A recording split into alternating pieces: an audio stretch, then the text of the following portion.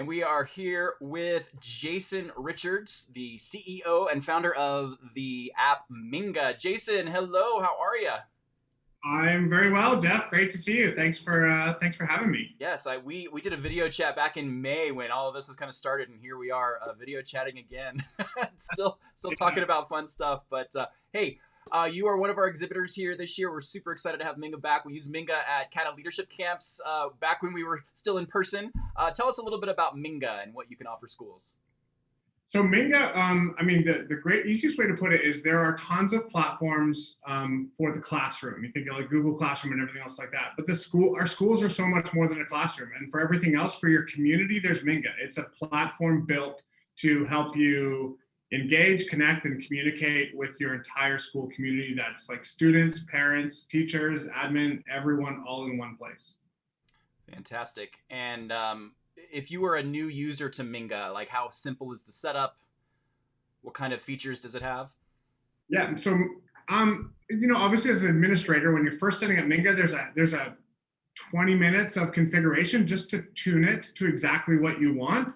But the bigger question that most people are concerned about is how is this going to get adapted and adopted by like my student body or by our other educators?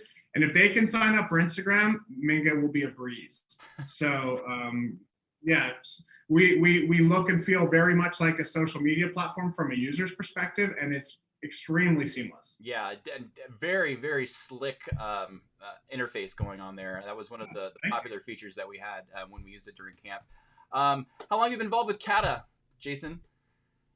Let's see. This virtual CADA conference will be, from a Minga perspective, I think this will be our third. Okay, awesome. I've been to a couple CADAs when I was just sort of getting mixed into education before that. With Matt from I Can Help, he dragged me down and said, "You need to check this out." And yeah, so I've seen a few extras. Okay, and any cool, fun CADA memories from our conventions or working with CADA schools? Um, CADA, the CADA conference and the CADA community is extremely unique for us. As a vendor, we see education across like all states and provinces in North America. There is nothing that I've ever seen that comes even close to representing the CADA community or the CADA conferences. It's really amazing to see how close everyone is, how connected they are, how much they share. Yeah, we hear that from a lot of our affiliates that travel around different states and things, how close-knit and family-oriented CADA is. So we love having Minga as part of the outward family there. We've got this mixtape theme.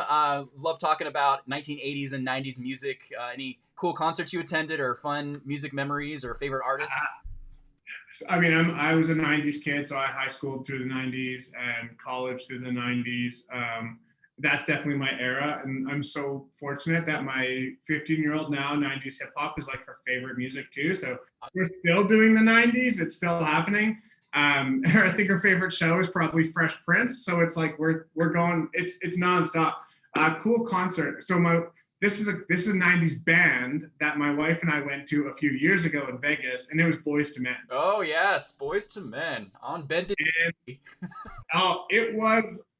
So this was just a few years ago, maybe like 17 or 18. They have a standing show at one of the hotels, and it was literally like a rewind. It was amazing. So that was actually one of my favorite 90s concerts. I just had to wait 20 years to do it. So true. Well, Jason, you are doing a workshop on Wednesday. So on the schedule, if you're interested in seeing what Jason has to present, you want to talk a little bit about what that workshop's going to touch on? Yeah, we're gonna talk about. It's not Minga specific, but obviously you can use Minga for it. But we're going to be talking about how like your digital culture and your in-person culture, how those two things work together, and how you can really leverage your digital culture to help build that in-person and personal culture. Within your school community, we're going to be looking a lot at starting to come back to school as well. How do you start? That digital culture is going to be a little bit more important, I think, because we're gonna probably lose assemblies again next year. We're gonna lose rallies. We're gonna lose big dances, the things where we could get everyone back together. But you know what? If we can put some faces back and some bums in seats again in the school, I think there's an amazing opportunity next year to leverage digital culture for that.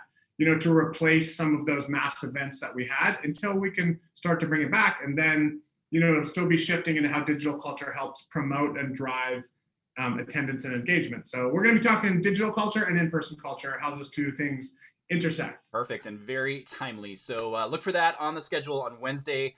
You can also catch the recording if you happen to miss the Wednesday workshop. But Jason, thanks so much for joining us today. Stop by the exhibit hall and click on the Minga booth and say hi to Jason. Thanks a lot, Jason. Great. Thank you. Thanks, Jeff.